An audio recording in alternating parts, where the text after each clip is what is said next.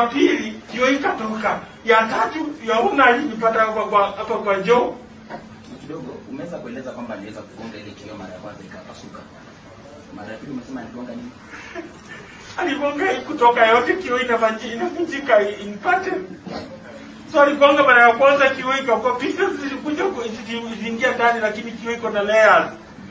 So ya pili akagonga rungu kichwa ya rungu ikaingia ndani. Ya tatu wakati aligonga mahali alikuwa anagonga analenga vizuri alinigonga hapa. So na hapo nigonga kama amenyamaza yaona. Alinigonga akisema Ringtone nitakuua. Alinigonga hapa.